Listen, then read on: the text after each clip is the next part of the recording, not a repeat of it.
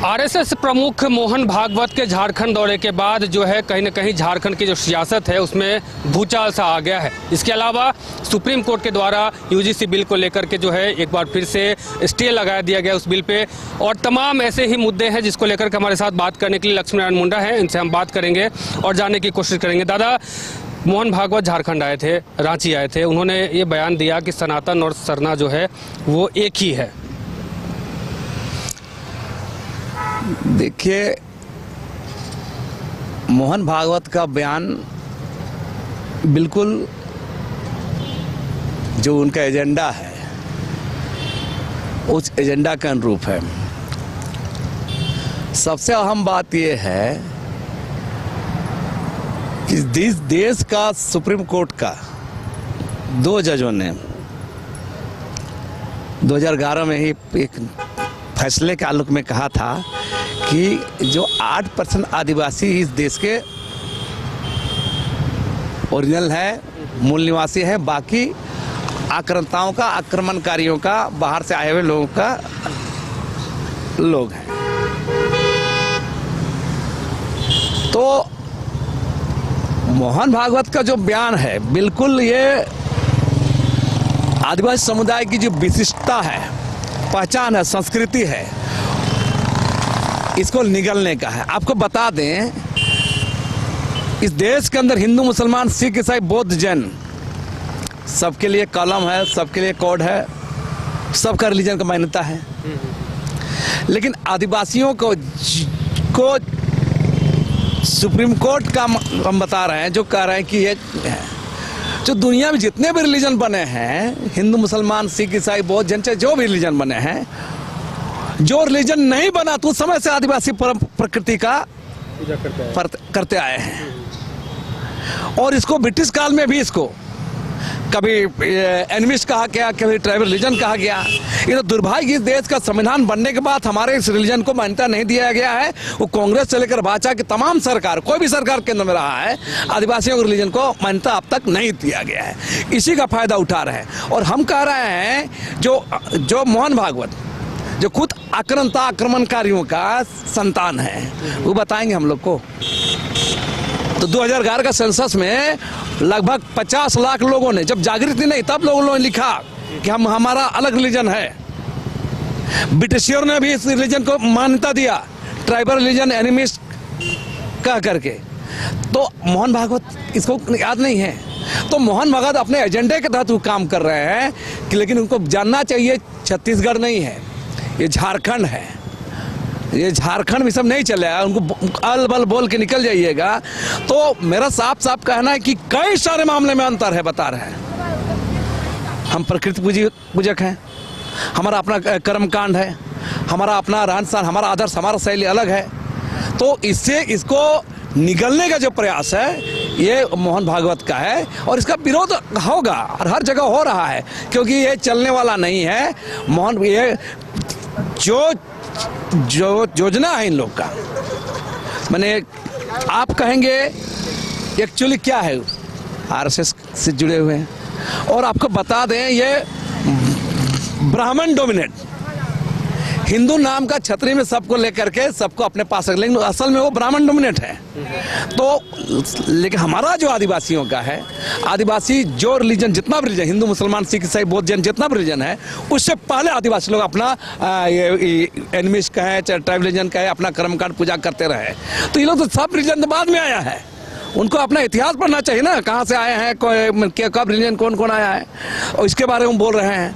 तो मूल बात है कि इस रिलीजन को निगलने का उनका प्रयास है ये। दादा, यूजीसी बिल को लेकर के एक जो है लगातार जो सियासत तेज रही थी, काफ़ी लोग भी आक्रोशित नज़र आ रहे थे। अब जो है सुप्रीम कोर्ट के द्वारा जो है उस पर स्टे लगा दिया गया है, इसको लेकर क्या सोच रहे हैं आप? देखिए, भारतीय जनता पार्टी और मोदी सरकार ने एक तीर से बहुत शिकार कर दिए। हम देख रहे हैं यूजीसी बिल पर एसटी, एससी, ओबीसी खुश हैं, सवर्ण समुदाय विरोध कर रहा है। तो हम कह रहे हैं ना, भारतीय जनता पार्टी ने बहुत बड़ा खेला कर दिया। हाल में 3-4 राज्यों में चुनाव है ना, असम, तमिलनाडु, उत्तर प्रदेश, तमाम राज्यों में चुनाव है। उसका देख के ये सारा गणित स्टेट किया गया। लेकिन इस खेल के पीछे समझिए, यूसी 2026 का जो बिल है, सतही तौर पर लगता है कि एसटी, एससी, ओबीसी के पक्ष में है, सतही तौर पर देखिएगा, और ये इक्वलिटी, समानता का आधारित है। लेकिन ये हमारा कहना है, हम भी इस इक्वलिटी की बात में भरम में आने वाले नहीं हैं। दरअसल यूसी बिल 2026 एक्चुअली ये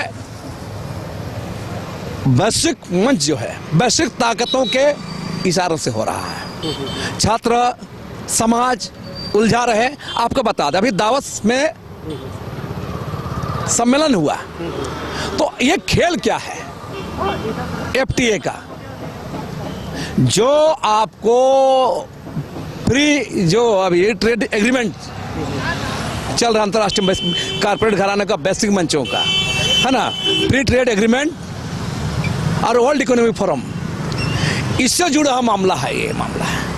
और उसी से यूजीसी का गाइडलाइन तय हो रहा, ताकि बाहर के अभी जो दुनिया में जो कारपोरेट घराने, जो उनकी शिक्षण संस्थान हैं, उनकी यूनिवर्सिटीज हैं, वो यहाँ आएंगे। क्या खेल है? दरअसल ये पूरा बाजार, हिंदुस्तान का बाजार है सस्ते श्रमों का। टाई कोट लगाएंगे और यहाँ के बेरोजगार वहाँ नौकरी करने जाएंगे। तो इसके रास्ता के लिए ये खुला जा रहा है। और ये यूजीसी 2026 हम इसलिए बोल रहे हैं, ये कारपोरेट सेक्टर, बहुराष्ट्रीय कंपनी, कारपोरेट सेक्टर का ये कॉकटेल है, मिश्रण है, बता रहे हैं आपको। और इस खेल का ये अभी जो यूजीसी जो है ये 2026, अगर समानता की बात करके लाया जा रहा है, तो हम आपको जानकारी दे दें, कौन लाया है बिल को? भारत जनता पार्टी सरकार।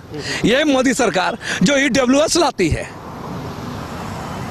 सवर्ण के लिए ईडब्ल्यूएस लाती है, और वो उसको स्वर्ण वोट में उसका आधार है।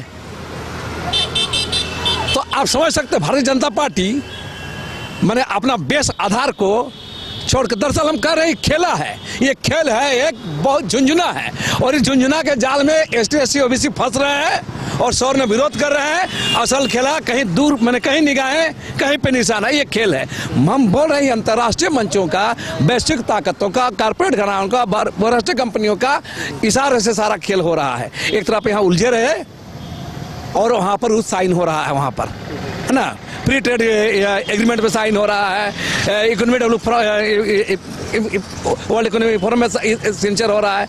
कि आखिर क्यों? और जिस यूजीसी को करना चाह रहे उसमें आ रहा है higher education commission of India बनेगा। वो क्या करेगा? जो केंद्र में सत्ता होगा, केंद्र में जिस आइडियोलॉजी की सरकारें होगी, उसका डोमिनेट, उसका प्रभुत्व चलेगा और पूरे देश के तमाम यूनिवर्सिटी का जो स्वायत्ता को खत्म करेगा। हमारा विरोध इस हाल में है। इसलिए झुंझुना में लोग फंस गए हैं और मोदी सरकार ने एक तीर से कई शिकार करने का काम किया है।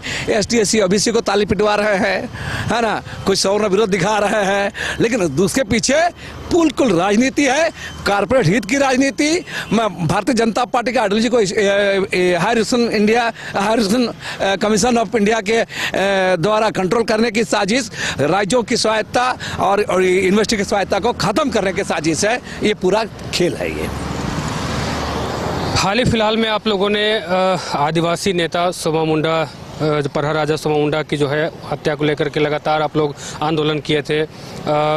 खूंटी में जाकर खूंटी बंद भी करवाया था, साथ ही जो है मशाल जुलूस भी निकाले थे, झारखंड बंद भी करवाया था। अब 14 लोगों की गिरफ्तारी जो है उसमें हो गई है। आरोपियों ने यह भी स्वीकार कर लिया है कि हमने ही उनकी हत्या की थी। बेशक शूटर पकड़ेगा, अच्छी बात है। सवाल है हमारा का, ये निरंतरता कब खत्म होगा? सरकार को ठोस पहल कदमी लेनी चाहिए, ठोस नियम बनाना चाहिए जो ऐसे घटना पर, भूमि माफिया पर अंकुश लगाना चाहिए। सरकार को इसके लिए ठोस नियम बनाना चाहिए। और उस घटने के बारे में हम कहेंगे कि उस घटना का जो षड्यंत्रकारी कौन है, इसका पर्दाफाश कौन, इसके पीछे मास्टरमाइंड है, कौन उस जमीन में हथियाना चाहता है, ये भी स्पष्ट करना होगा, तभी बात साफ होगी। हम इस मामले में और भी लोगों के साथ बात करेंगे और इस पर हम प्रशासन से मांग करेंगे कि असली मास्टरमाइंड कौन है, कौन किसके इशारे से हुआ है। इसका भी पोल पट्टी सामने आना चाहिए। इसके पीछे की साजिश को स्पष्ट करना जरूरी है। तो हमारे साथ लक्ष्मी नारायण मुंडा थे, जिनका साफ तौर से कहना था, चाहे वो मोहन भागवत के बयान को लेकर के हो या फिर यूजीसी बिल को लेकर के हो या फिर सोम मुंडा हत्याकांड के जो मुख्य आरोपी हैं उनके पकड़े जाने के बाद की बात हो, तमाम बातों के लिए उन्होंने अपने तरह से जवाब दिया है। आपने सुना इस वीडियो में। फिलहाल हमारे साथ बने रहिए और मुझे और हमारे सहयोगी नूतन को दी इजाजत। नमस्कार।